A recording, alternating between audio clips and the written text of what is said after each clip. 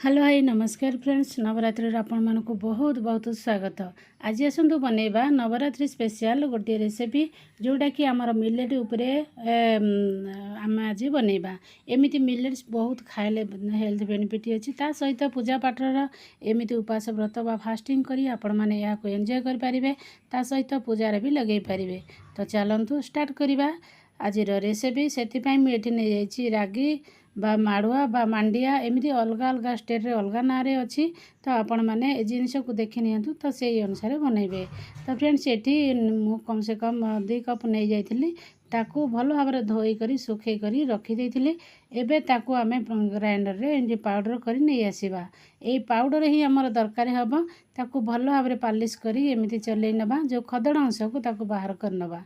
तो फ्रेंड्स एमिति मिलेट रे बहुत हेल्थ बेनिफिट अछि जोटा कि एमिति आपणकर कैल्शियम ये 80% अच्छी आयरन अलग विटामिन मिनरल्स रे भरपूर अच्छी जोटा कि आमको डायबिटीज लिवर डिजीज और कैंसर ये सब रोग रक्षा करे। से एमिति पूजा सूजा बाहाना रे आपण माने एको नहीं नियंतु। ता सहित ये आम गोटा बनवाई बिरी चाउल मु भिजे 2 घंटा आगु रखी देइथिली। ताकू भल भाव एमती मोटा मोटा पेस्ट कर नहीं आसीबा। आउ इथिरे गोटे पिंच लुण पकेदबा। लुण पकई करी 4 ରୁ 5 मिनिट भल भाव फेंटी नबा। फेंटी नेले से पूरा जमती हल्का हो हेले आम रेसिपी बहुत बढ़िया हम। एबे आमे बसईदबा कढ़ई गैस कढ़ई बसई करी एबे 2 लीटर पानी जमती देदबा। तो मोर ये गोटे कप पाउडर रेसिपी बनवार अच्छी। आपण मैंने केते क्वांटिटी करेंगे से हिसाब से देवे। गोटे कप 2 लीटर पानी दरकार। तो गोटे कप माने मुझे 120 ग्राम नहीं जाइए पाउडरटा। तो सही अनुसार आपण मैंने नेबे। पानी फुटी आसिला परे एबे ताकू आमे कौन करिबे जो पेस्ट बनै कि रखिथिला ताकू एबे एमिति गोटा टाइप रो बनैबा जेमति कि बड़ी बनाए ना सेमिति बनै नबा। एबे देखंतु पूरा पानी फुटिया अवस्था रे आपण माने पकेले एमिति गोटा गोटा हेकरी ऊपर को बासी जीवो आ सेइथरे ही सिझी जीवो बिल्कुल भी खोलिबनी। देखंतु 2 ରୁ 3 मिनिट भितरे आपणकर एमिति सुंदर भाबरे से सिझी जीवो आ भितर भी तार जत्ते फेंटी थिबे ना हल्का सेतिक रहबा पूरा स्पंज टाइप रे रहिबो। तो एथिरे बिल्कुल सोडा ना इनो ना किछि ए सब दबा दरकार नहीं। कौन सी पूजा पाठ जिनस सोडा इनर व्यवहार करंतुनी बा रिफाइन ऑयल रो व्यवहार न करी आपण माने पूजा पाई एको करंतु। एमिति मांकर अति प्रिय ए अटकाली रेसिपी। तो यही से बहाना रे पिला मानक भी एमिति आपण माने हेल्दी रेसिपी करी करी पारंपरिक जो आमर अच्छी ताको भी रेसिपी को करी दे पारिबे।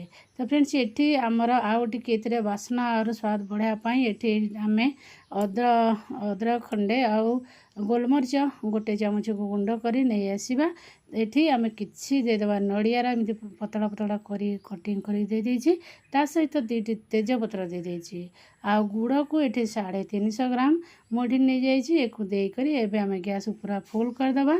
फुल फ्लेम रे एमिति पानी को फुटिया को दबा। ता सहित जो गोलमरिच आ अदा आमे सब छेची कर आनिथिले ताकू भी एथिरे से पानी रे ही दे दबा। एबे देखंतु पानी फुटी गलानी। एबे जो पाउडर आमे फ्रेंड्स बने गुंड करके रखिथिले मिलेट रो से मिलेट रो पाउडर को आमे कौन करिया पानी दे करी ताकू एमती आगुरी भिजे देथिबा।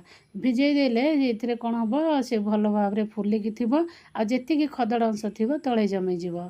तापरे एमिति भलो भाव रे गोटे हाथ रे एमती ढाळी करी अलग हाथ रे आपण एमिति ताकू लगातार बुलौथिबे जेमिति कि एथिरे गोटा टाइप रो बा बड़ पीस टाइप रो न पड़े। तो एमिति लगातार चलेले देखिबे आपनकर पूरा भलो भाव रे एटा मिलेट सब खोली जीवो। तापरे एठी आंच एमिति फुल फ्लेम रे थिबो। धीरे धीरे ताहा फुटिबा को लागियो। फुटिया को लागले धीरे धीरे ठीक हे जीवो आ सिझिबा को कम से कम आपन को टोटाली 7 ରୁ 8 मिनिट लागिवो। प्रथमे 4 ରୁ 5 मिनिट एमिति फुटिला परे तापरे जो गोटा बनै कि आमे रखिथिले ना ताकू सेइथरे पकेई दबा। पकेई देले एबे जो गुड़ पानी ए सब से गोटा भीतर को किछिटा सोक करिवो आ एमिति सेगुडा सादा रहइबो। एगुडा जेमती हमर अटकालीटा मीठा रहइबो तो बेसी भल लागिवो।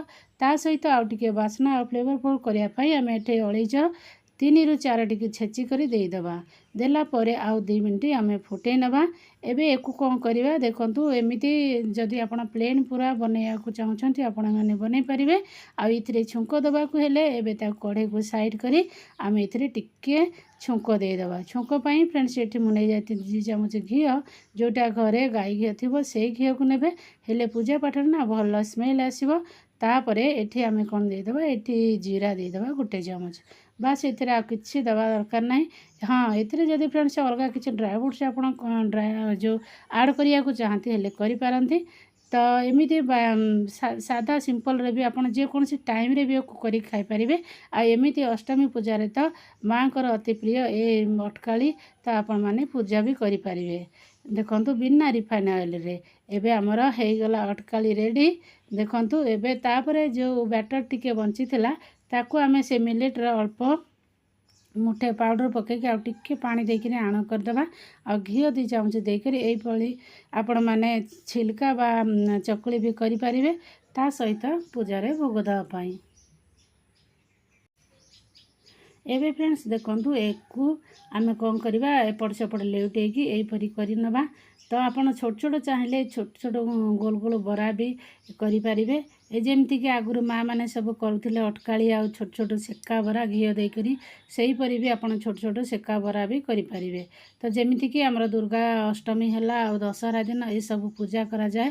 ତ ଆପଣମାନେ ଏମିତି କରି ଯେଉଁଟା କ୍ଷୀରିସା ହେଉ, ଅଟକାଳି ହେଉ ବା ଗୋଟା ଅଟକାଳି, ଏମିତି ଝରା ଗୋଟା ଅଟକାଳି, ଏଇଭଳି ବହୁତ ପ୍ରକାର ନାଁରେ ଆପଣମାନେ ପୂଜା କରନ୍ତି। ତ ଆପଣମାନେ ଏକୁ ନେଇକରି ଏମିତି କରିକି ପୂଜା କରିପାରିବେ। ଦେଖନ୍ତୁ କେତେଜଣ ତ ଫଳାହାର କରି ରହନ୍ତି, କେତେଜଣ ପୁରା ଏମିତି ଗୋଟେ ଟାଇମ୍ ଖାଇକରି, ଯାହାର ଯେମିତି ଦେହ ଖରାପ ଥିଲେ ସେମାନେ ଏମିତି କରି ଖାଉଛନ୍ତି। ତ ଫ୍ରେଣ୍ଡସ୍ ତାଠୁ ସବୁ ଯେଉଁ ତେଲ, ରିଫାଇନ୍ ତେଲ ଛଣା ଜିନିଷ ନ ଖାଇକରି ଆପଣମାନେ ଯେତେ ପ୍ରକାର ମିଲେଟ୍ ଅଛି, ସୁଆଁ, ବାଜରା, ଯଅ, ଏସବୁର ମାଣ୍ଡିଆ, ଏସବୁର ଭୋଗ ଲଗେଇକରି ଆପଣମାନେ ଖାଆନ୍ତୁ। ଆଉ ଦେଖିବେ କେତେ ଆପଣଙ୍କ ଦେହ ବି ବେନିଫିଟ୍, ସ୍ୱାସ୍ଥ୍ୟ ବି ମାନେ ଭଲ ରହିବ। ତା ସହିତ ଆପଣଙ୍କ ପୂଜା ପାଠରେ ସେଇଥିପାଇଁ ଏସବୁ ଜିନିଷର ବେଶୀ ବହୁଳ ବ୍ୟବହାର କରାଯାଏ। ଆପଣମାନେ ଏହାକୁ ନିଅନ୍ତୁ, ଦେଖିବେ ପୁରା ନିରୋଗୀ ରହିବେ ଆପଣ ଆଉ ଆପଣଙ୍କ ପରିବାର। ତ ଫ୍ରେଣ୍ଡସ୍ ଦେଖନ୍ତୁ ଫାଇନାଲି ମୋର ଏଠି ଅଟକାଳି ରେଡ଼ି ହେଇଗଲା। ଏହିପରି ମାନେ ଆପଣ ଭୋଗ ଲଗାଇ ପାରିବେ ବା ଏମିତି ଅଲଗା ଟାଇମ୍ରେ କରି ଆପଣ ଖାଇ ବି ପାରିବେ। ହଁ ଫ୍ରେଣ୍ଡସ୍, ଏଠି ଗରମ ଗରମ ତ ବହୁତ ଭଲ ଲାଗେ। ତାପରେ ବି ଥଣ୍ଡା ହେଲେ ନା ୟାର ଟେଷ୍ଟ ଆହୁରି 2 ଗୁଣ ହେଇଯାଏ, ଆହୁରି ହେଲ୍ଥ ବେନିଫିଟ୍ ୟାର ବଢ଼ିଯାଏ। ଯେମିତିକି ମାଟି ପାତ୍ରରେ ଏହାକୁ ବନେଇଲେ ନା ଆହୁରି ବଢ଼ିଆ। ତ ଫ୍ରେଣ୍ଡସ୍ ଏମିତି ଦେଖନ୍ତୁ ଆପଣ ଏମିତି କୌଣସି କପ୍ରେ ରଖିକରି ତାକୁ କିଛି ଉପରେ ଏମିତି ନଡ଼ିଆ ଫଡ଼ିଆ ବି ଯାହା ବି ହେଲେ ଆପଣ ରଖିପାରିବେ, ବା ଏମିତି ପ୍ଲେନ୍ ସିମ୍ପଲ୍ ଯାହା ଅଟକାଳିକି ଆପଣ ରଖିଦେଇକି ଥଣ୍ଡା କରିଦିଅନ୍ତୁ। ଥଣ୍ଡା ହେଲା ପରେ ଦେଖିବେ କେତେ ସୁନ୍ଦର ଜମିଯିବ, ଆଉ ଖାଇବାକୁ ବି ବଢ଼ିଆ ଲାଗିବ। ଆଉ ଥଣ୍ଡା ଥଣ୍ଡା କେତେ ମାନେ ଆଉ ଗୋଟେ ଅଲଗା ଟେଷ୍ଟ ଲାଗିବ। ଆଉ ଏମିତି ବହୁତ ପେଟ ବି ଥଣ୍ଡା ହେବ, ଯେଉଁମାନଙ୍କର ପେଟ ଗରମ ରହୁଛି ବା ଏମିତି ଡାଇବେଟିକ୍ ଲୋକ ବି ଏକୁ ଗୁଡ଼ବାଲା ଅଛି ତ ଆରାମସେ ଖାଇପାରିବେ। ତ ଆପଣମାନେ ପିଲାମାନଙ୍କୁ ବି ଦେଇପାରିବେ। ଦେଖନ୍ତୁ ଏବେ ଯେଉଁ ପିଲାମାନେ ଖାଇବାକୁ ମାନେ ବେଶୀ ଉତ୍ସୁକ, ଏଇସବୁ ପୁଡ଼ିଂ ଟାଇପ୍ର ଦେଖାଯିବ, ଏଇଟା ପୁରା ବହୁତ ସୁନ୍ଦର ଦେଖାଯିବ ଆଉ ଖାଇବାକୁ ବି ବହୁତ ହେଲ୍ଦି। ଏମିତି ଆପଣମାନେ କଟିଂ କରି ପିଲାମାନଙ୍କୁ ବି ଦିଅନ୍ତୁ। ଛୋଟ ଛୋଟ ପିଲାମାନେ ଏମିତି ଛୋଟ ଛୋଟ ପିସ୍ କରି କଟିଂ କରିଦେଲେ ସେମାନେ ବି ଖୁସିରେ ଖାଇଦେବେ। ଆଉ ବଢ଼ିଆ ପୁଡ଼ିଂ ହେଇଛି ବୋଲି ବ୍ଲାକ୍ ପୁଡ଼ିଂ କହିବେ ଆଉ ଖାଇନେବେ। ତ ଯେତେବେଳେ ପୂଜା ପାଠ ନହେଲେ ବି ଆପଣମାନେ ଏମିତି ମଝିରେ ମଝିରେ ବନେଇକରି ପିଲାମାନଙ୍କୁ ଦିଅନ୍ତୁ ଖାଇବା ପାଇଁ। ତ ଦେଖନ୍ତୁ ଫ୍ରେଣ୍ଡସ୍ ଆଜିର ରେସିପି କେତେ ସୁନ୍ଦର ଥିଲା ଆଉ କେତେ ହେଲ୍ଦି ରେସିପି। ଆପଣମାନେ ନିଶ୍ଚିତ ସେୟାର କରିଦେବେ। ଭଲ ଲାଗିଲେ ଲାଇକ୍ ଟିକେ, କମେଣ୍ଟ ଟିକେ କରିବେ। ରହିଲି, ପୁଣି ଦେଖା ଗୋଟେ ନୂଆ ଭିଡ଼ିଓରେ। ସେ ପର୍ଯ୍ୟନ୍ତ ବାଏ ବାଏ।